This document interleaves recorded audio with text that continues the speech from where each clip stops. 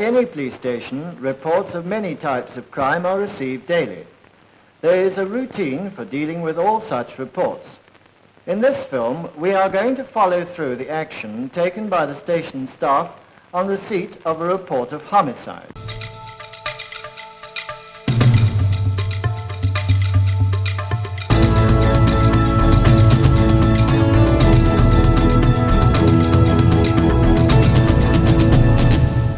A report of such a serious nature is immediately brought to the notice of a European detail, who interrogates the informant and notes down what is said.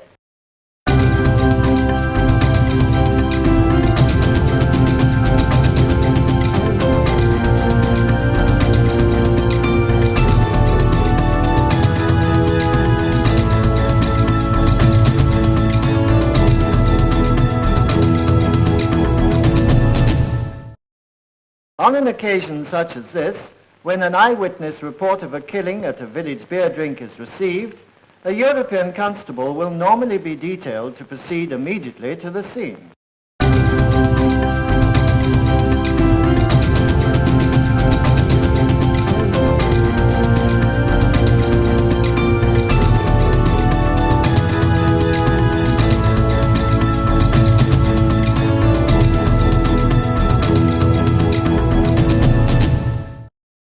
As soon as this has been done, the CID must be informed by telephone.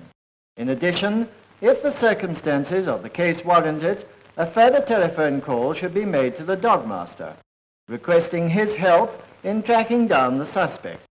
The constable in charge of the investigation must detail an African NCO and a sufficient number of African constables to come with him. The constables will have to bring their bicycles for independent follow-up work. Crime box, properly equipped, is also essential. For a case of homicide, a stretcher or basket for the body is necessary, and a few boxes should be available for the packing of exhibits such as the weapon used in the crime. The informant must always be taken along to guide the party to the scene of the incident.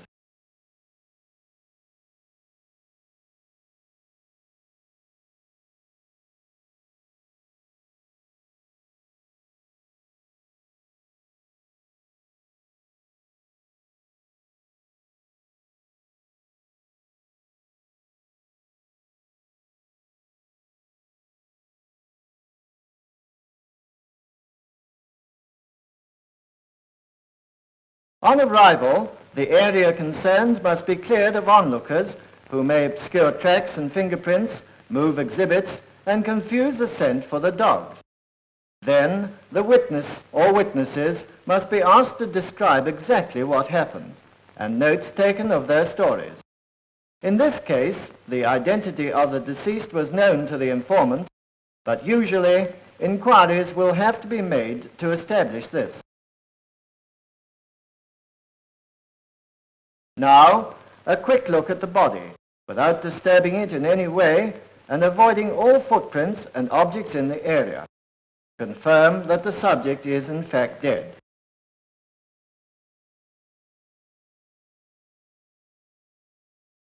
Any objects likely to have a bearing on the case should be observed, particularly the probable weapon, and notes taken of their placing and condition.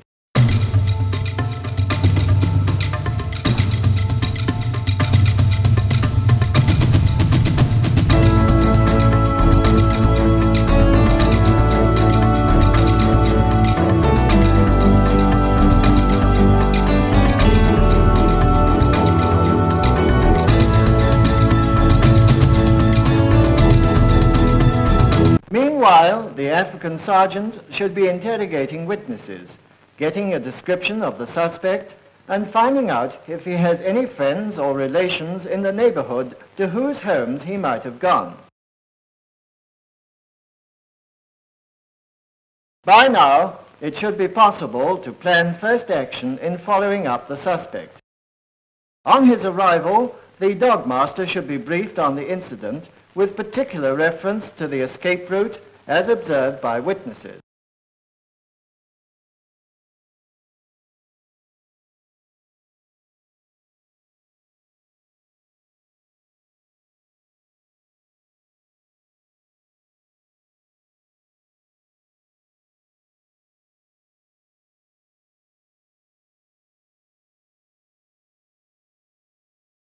Providing sufficient information has been obtained from the witnesses and local inhabitants, it should be possible to send off an African constable on the likely trail of the suspect. The constable in charge of the investigation still has plenty to do at the scene of the incident.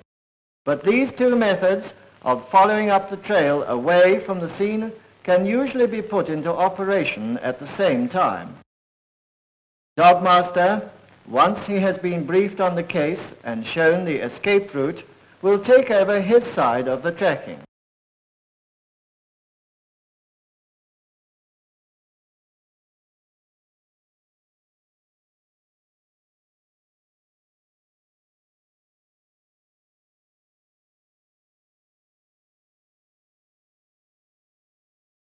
Meanwhile, the equipment necessary for the work on the spot has been unloaded, and the constable can get on with his routine.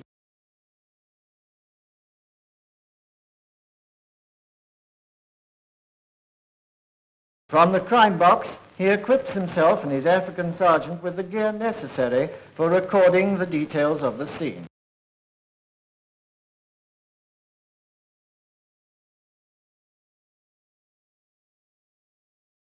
First, sufficient photographs to establish the placing and condition of the body.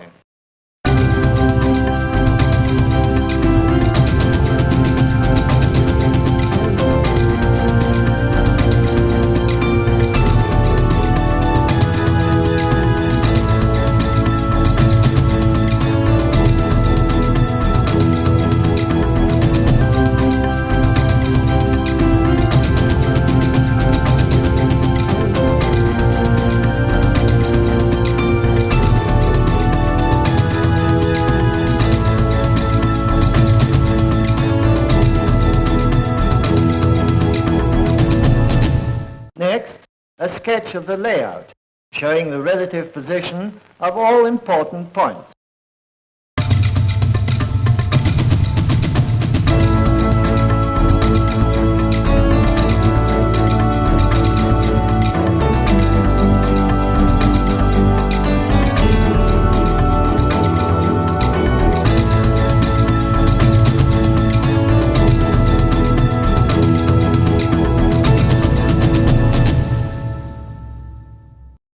And, most important, measurements to be taken and entered on the sketch.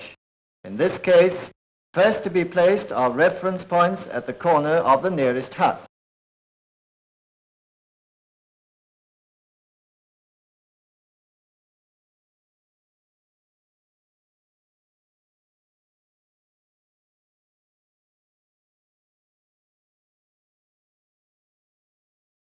Then, from the first reference point, the distance to the body.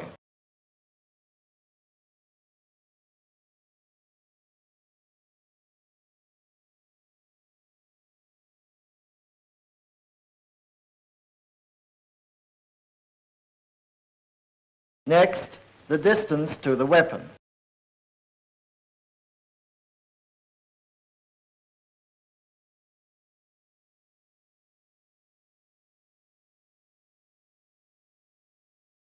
Then, the same distances are measured from the second reference point. All details of this nature must be recorded on paper at the scene of the incident. Only in this way can incontestable evidence be produced when the case comes to court.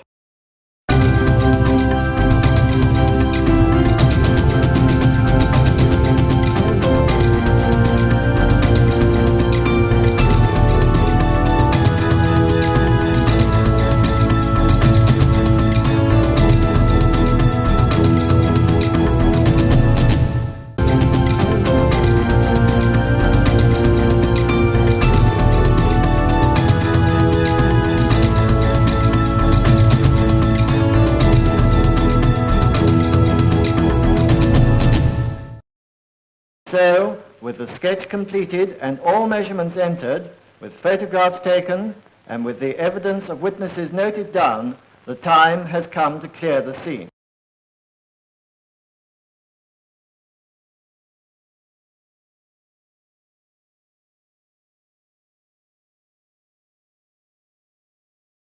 First, Any exhibits, such as a weapon, are packed away in such a way as to preserve possible fingerprints and bloodstains.